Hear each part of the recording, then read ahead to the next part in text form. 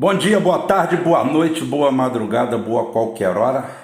Hoje não teria vídeo, acho que não teria nem live, eu não sei como é que tá, mas se o Christian convocar, a gente faz, não tem problema. Hoje é um programa assim, final, né? Antes desse processo eleitoral, onde depois disso a gente vai dar uma aliviada em alguns outros temas, principalmente os temas geopolíticos que foram os mais prejudicados. Mas aqui a gente vai pedindo o nosso voto aqui, tá? Para o Fernando aqui no Rio de Janeiro, para o nosso amigo Capitão Léo, um abraço, Léo, te vejo lá como vereador, se Deus quiser, e Deus há de querer. Fernando, conto com você aí, vou fazer um apanhado bom sobre política hoje, sobre a vergonha de todos nós, porque eu não tenho compromisso com a mentira, eu não tenho compromisso com o mal feito, e eu estou farto de muita coisa, como vocês devem estar ou deveriam estar. Lá em São Paulo temos o Vina Guerreiro, temos o nosso gato guerreiro, bicho solto, temos o Gabriel Cassiano. Na Bahia nós recebemos aqui a Ana e o Eric, então torcemos para todos eles. Antes da vitória, do trabalho bem feito, do bem exposto, de ter vendido bem o peixe, de ter mostrado verdadeiramente a cara que deve ser só uma.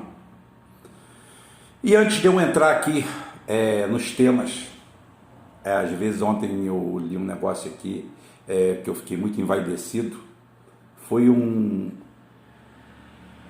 um DJ, esqueço o nome agora, perdão, é porque eu trabalho assim, eu trabalho de improviso, desculpa.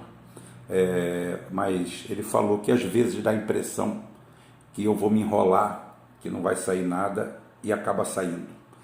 Acaba saindo mesmo, apesar de ser praticamente improviso. Boa parte de tudo é improviso, mas a gente sabe o que vai falar. A gente tem a força do nosso lado, a força de Deus. A força de Deus é a força de vocês. É isso que é a força de Deus. Nós somos Deus. Deus somos nós. Inclusive, antes de qualquer coisa, eu queria mandar mais uma liçãozinha de moral para esses identitários, para esses mestiços que se julgam afrofordes, e aonde cada vez mais o cara tem um orgulho que beira o desrespeito, quanto, por exemplo, a uma coisa que me salta aos olhos, o ateísmo. O cara não crê em Deus, mas ele não se contenta em não crer em Deus. Ele tem que ofender os outros, ele tem que ofender as outras pessoas. E eu vou até tentar colocar a música Preguntitas a Dios, que é uma música de Atahualpa Yupanqui, que é o pseudônimo do Héctor Roberto Chavero, um argentino, um mestiço, filho de pai quechua e mãe que era espanhola, da região basca, pai ferroviário, pai operário, que foi comunista e que tinha uma visão muito crítica diante de Deus. Mas primeiro que vocês deveriam ir à história, vocês que tanto gostam de mostrar medalhas, medalhões, tanto mostrar tudo isso, eu vou ver se consigo colocar no começo. Se você escutar no começo, é porque ela está sem direitos. A gente vai colocar Preguntitas a Dios, tá? Que são as perguntas que ele faz a Deus, porque ele mostra, primeiro, ele é um dos maiores folcloristas do continente ibero-americano. Viu, professor Carrasco? Aprendi. Eu estou sempre aprendendo, sempre. Eu vou morrer aprendendo, porque o dia que eu morrer, eu vou fazer uma coisa que eu nunca fiz, que foi morrer. Então vai ser minha última lição, vai ser morrer. Até lá vou estar aprendendo. Então, Lourenço Carrasco, professor, olha aí, aprendi. Ele é um dos maiores folcloristas da cultura ibero-americana, da qual nós estamos incluídos também. E ele, como comunista, depois ele saiu do Partido Comunista, mas uma figura respeitadíssima, um cara que falava, cantava as agruras do povo mestiço, qual ele pertencia.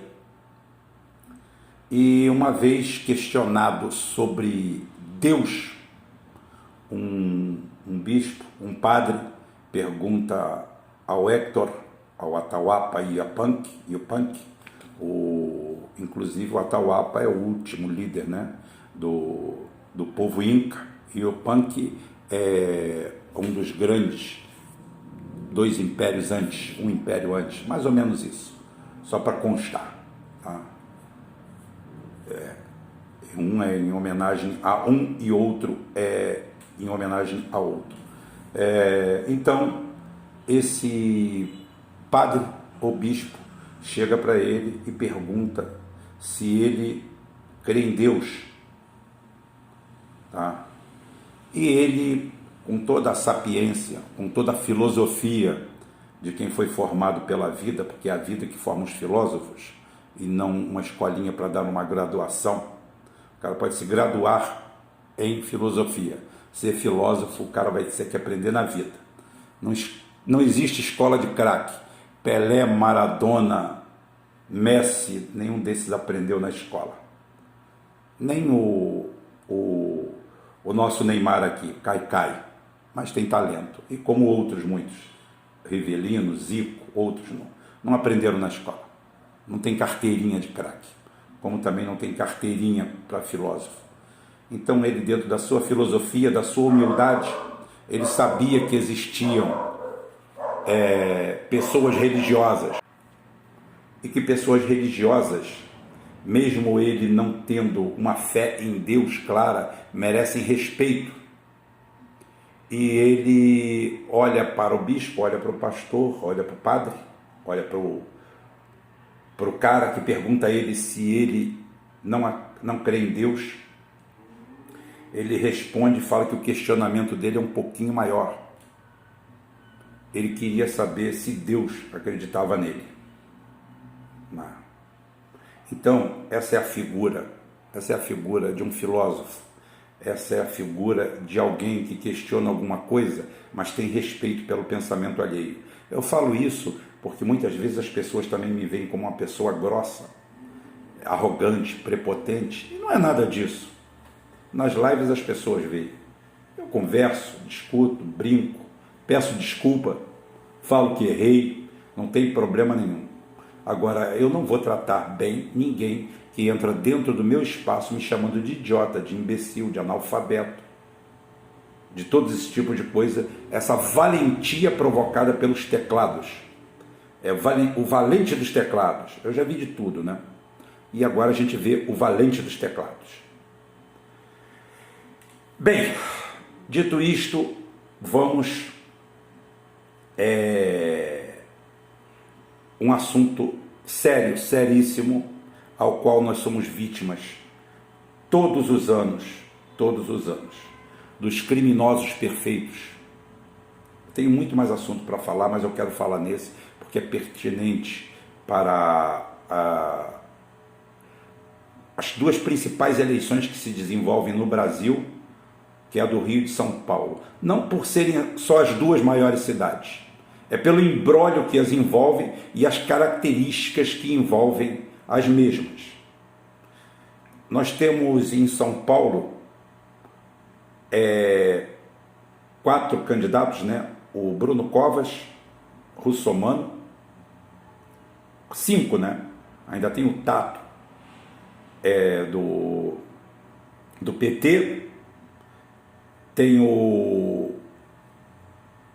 Boulos, o cosplay de pobre do PSOL, patrocinado pelo Deep State americano, e tem o Márcio França do PDT, que muita gente de esquerda, ele foi vice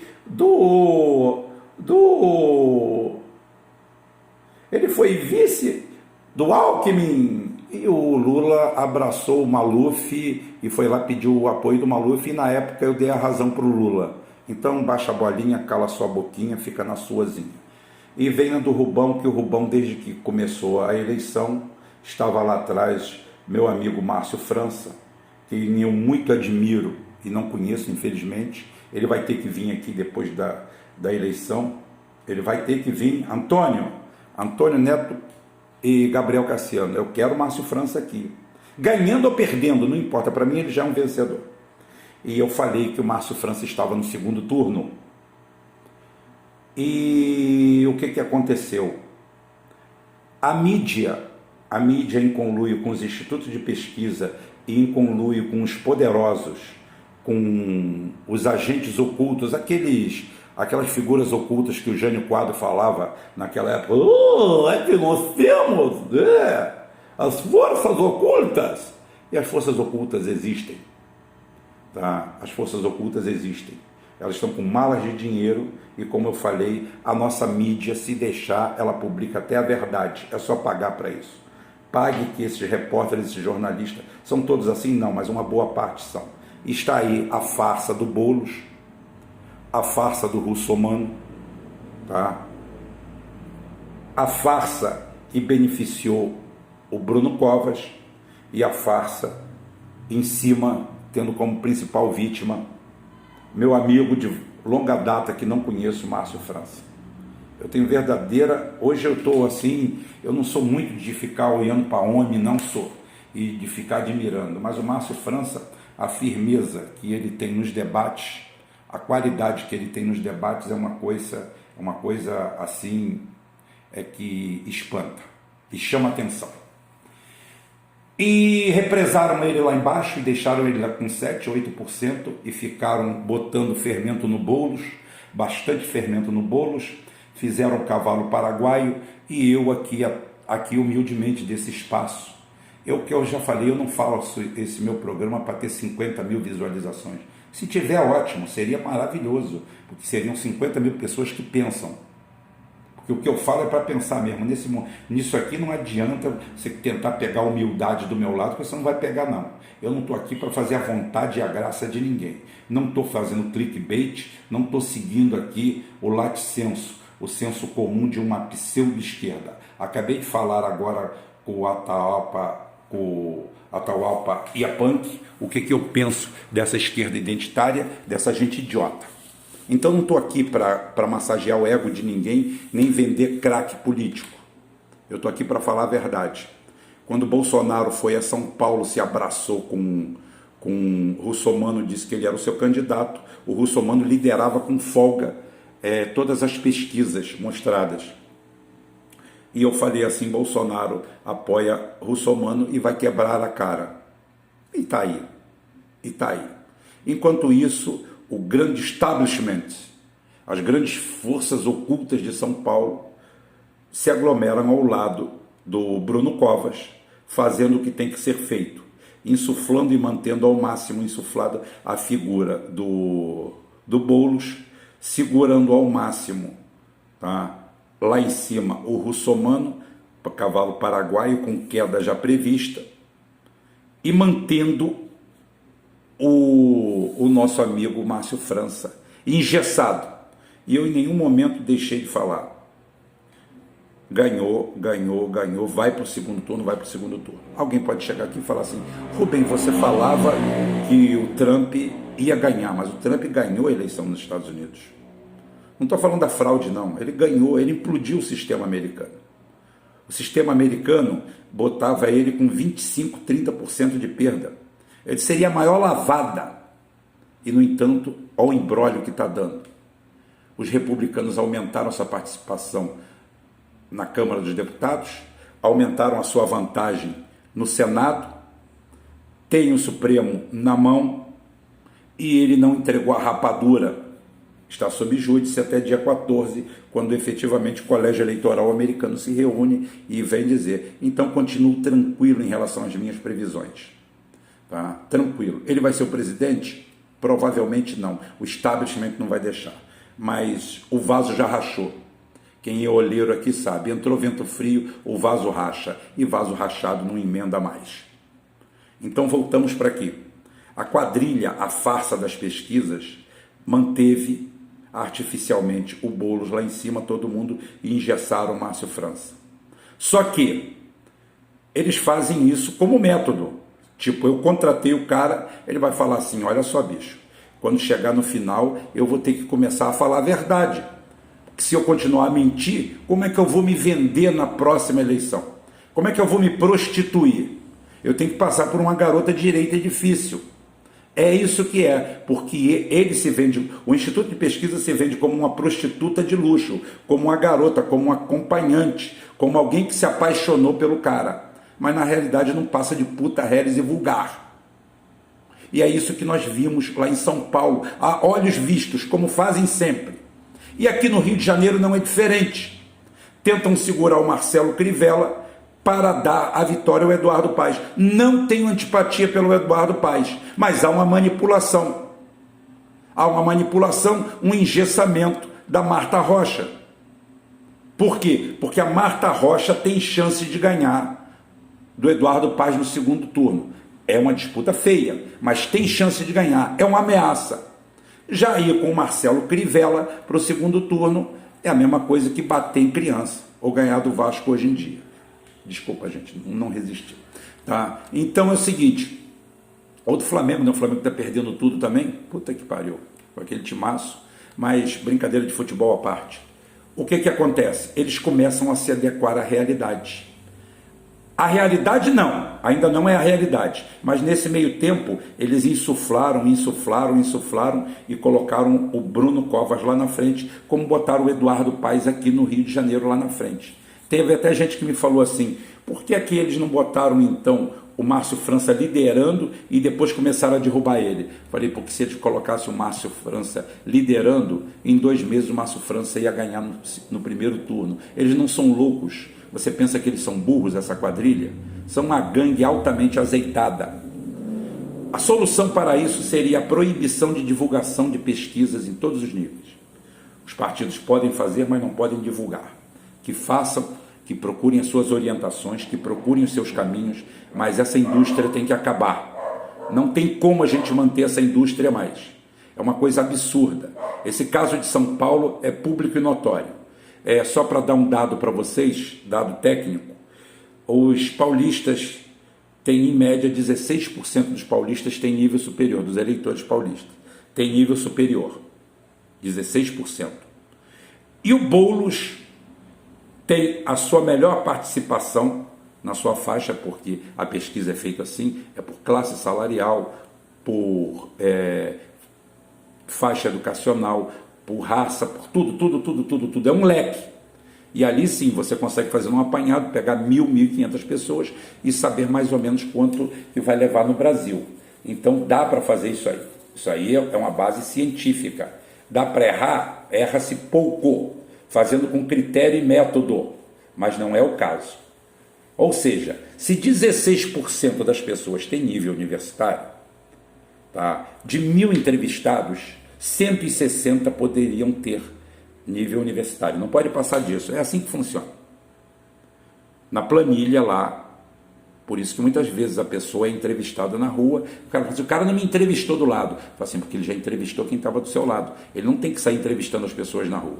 Ele tem que achar as pessoas que encaixem exatamente naquele perfil, para você ter um apanhado fidedigno. Se não é aquela coisa de político do interior. Bota um telefone disponível, todo mundo vota para lá, ele manda os sobrinhos ligar para lá, o cara tem 500 votos, o segundo colocado tem 20, e ele diz que está liderando a eleição com 80%.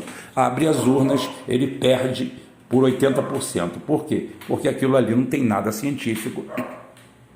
Aquilo é uma enquete, um apanhado. Aquilo ali não tem nada a ver com pesquisa. Então, voltando à vaca fria, 16% dos paulistas da capital que tem nível superior, 16% dos entrevistados deveriam ter nível superior. E ali naquele segmento é onde o Boulos mais cresce. É onde ele lidera bem. É o ninho dele, é o nicho dele. Porque o Boulos, ao contrário, ele representa os pobres, mas igual ao pessoal do Rio de Janeiro, só rico de Zona Sul que vota nele. Vai entender, eu entendo. Não tem problema. Só que em São Paulo a amostragem teve 32% de pessoas com nível superior. Ou seja, fraude explica. Fraude explica muito bem. O que houve ali foi a psicanálise falada com palavras trocadas. Fraude. Dobraram o segmento aonde o Boulos tinha mais votos para mantê-lo insuflado no ar artificialmente, para driblar o judiciário, a justiça, todo mundo, mas mentira tem perna curta e foi apanhada. E eis que já aparece em segundo lugar para o segundo turno o Márcio França com 14%. Eu garanto que Márcio França vai ter mais de 20%. Vai ter uns 22%, pelo menos. Podem colocar aí, 22% para Márcio França, pelo menos. Tá? Eu acho que vai ter isso. Estou falando que eu tenho certeza, porque eu nem estou acompanhando tanto. Mas pelo histórico, por tudo, e eles conseguiram botar o outro lá na frente. E agora vamos ver o segundo turno, como é que essa esquerda de Miami, Orlando, Nova York e São Francisco e Los Angeles consegue se comportar. Essa esquerda que vem lá de cima. Essa esquerda nossa que consegue ser pior do que até o Paulo Guedes. Essa esquerda nossa, como eu falei, que é Harvard contra Oxford, e o resultado é sempre 7-1 para eles. A gente está sempre perdendo, sempre derrotado. No Rio de Janeiro a história se repete. Represaram a Marta Rocha e colocam ela numa segunda posição incerta junto com Marcelo Crivella. Tapa daqui, tapa de lá, estão ali. E o Eduardo Paes, repito, não acho Eduardo Paes como prefeito uma perda. Acho ele um bom administrador. E, anacronicamente, apesar dos problemas que o Rio de Janeiro tem, qualquer um dos dois ganhando, Marta Rocha ou Eduardo Paes, eu acho que não vai mudar muito o cenário. Acho que já deu uma oxigenada no Rio de Janeiro. Bolsonaro não arrumou absolutamente nada, nem para o café da manhã, nem para o chá. E em São Paulo é que a coisa pega, porque você está no momento de romper com a tucanalhada lá durante séculos, e eu não tenho dúvida alguma que o Celso Russomano provavelmente vai fechar com o Márcio França. Eles conseguem ter mais ou menos o mesmo discurso. O Russomano não é um cavalo manco, o Russomano é um candidato que tem um segmento de eleitores, mas não aquele ali, ele sempre definha. Ele é um outsider, ele é um candidato assim, sem grandes segmentos. O Bolsonaro foi lá e não ajudou ele em nada, até atrapalhou. Mas já era previsível isso, porque os institutos de pesquisa fazem isso. Institutos criminosos de pesquisa. Essa turma é perigosa, essa turma não para, e é o seguinte, eles cometem um crime perfeito, porque eles ajustam a vela no final, uma vela que muitas vezes eles ajudaram a ficar naquele lugar. Não tem nada a ver com a verdade. Mas é o que nós temos para hoje. Eu tenho que falar isso porque amanhã é eleição. Espero que, se você for eleitor do Rio, você escolha entre Eduardo Paes e Marta Rocha. Não tenho grande preferência. Vereador, você só vai poder votar em um, mas nós temos aqui o Fernando e temos o Capitão Léo, tá? Não tem problema algum. Por favor, dividam os votos, votem nos dois. Lá em São Paulo nós temos o Vina, tá? Temos o Bicho Solto e temos o Gabriel Cassiano. Torço para que todos eles se elejam, e se não, que tenham pelo menos uma boa participação, um bom quadro, e que daí saia uma grande base para a mudança de alguma coisa, que está difícil do jeito que está. O Eric e a Ana lá em Salvador, e outros aqui. Não posso falar do meu amigo Rogério, aqui na minha cidade de Itaboraí, porque ele teve a candidatura impugnada por um problema pregresso de documentação não aceita pelo TRE. Nada de falcatrua, nada de nada. E aqui eu vou votar em Sérgio Soares, candidato a prefeito, médico, 75 anos, cabelo branco, que sai da aposentadoria, da sua posição confortável, para vir tentar ajudar a melhorar essa cidade. Isso é uma posição bem pessoal. E o resto, gente, é isso aí. Acabar com as pesquisas seria uma grande salvação, um grande pulo nacional para a gente. É isso que eu tinha para falar por hoje. Se tiver live depois eu apareço, não tem problema. A partir de segunda-feira a gente vai colocar tudo em dia. Tenho vídeos devendo do Geoforça, Geopolítica, mas o importante é que a gente continua fazendo e acertando. Fazendo e acertando. Isso é que dá prazer a gente. Tenho bastante material para trabalhar, tenho bastante coisa para falar, tem o recrudescimento da extrema-direita de verdade, cada vez mais brabo e mais violento. Tá? Na Polônia isso já se faz presente, e eu já falei que o identitarismo e a New Left vão criar novos Hitler. A história já está aparecendo lá na Polônia. Cuidado o que vocês vão criar, tá bom? Então é isso aí. Até amanhã, se Deus quiser, porque amanhã tem programa de qualquer forma. Comemorando ou com o coração sangrando, amanhã tem programa. Um abraço a todo mundo. Até amanhã, se Deus quiser.